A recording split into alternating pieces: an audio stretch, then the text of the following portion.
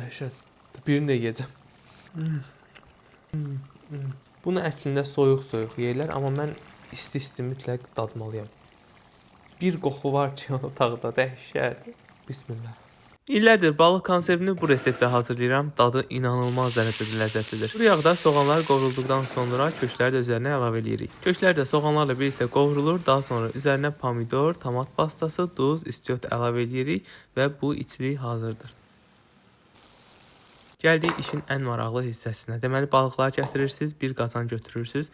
İlk olaraq içliyə əlavə edirsiniz. Daha sonra balıqları qat-qat belə düzürsünüz. Aralarına dəfnə yarpağı əlavə edin. Çalışın, çox əlavə eləməyin. Hardasa bu qazana 3-4 ədəd dəfnə yarpağı istifadə elədim. Daha sonra bizə lazımdır esensiya. Bir yemək qaşığı da esensiya əlavə elədim. Buna uksus deyilir. Və ən vacib bizə lazımdır çay dəmi. Bəli, bildiyimiz dəm. Üzərinə 1 stəkan dəm əlavə edirik və qoyuruq vam otda bişməyə. 2 saat yarım, 3 saat başlayır bu bişməyə. Tam yağa düşdükdən sonra otaq temperaturunda soyuyur, daha sonra soyuducuda saxlanılır. Soyuq da yeyə bilərsiniz, isti də. Hər iki halda çox ləzzətlidir. Bunu çirkə balıqla da hazırlayanda çox ləzzətli olur.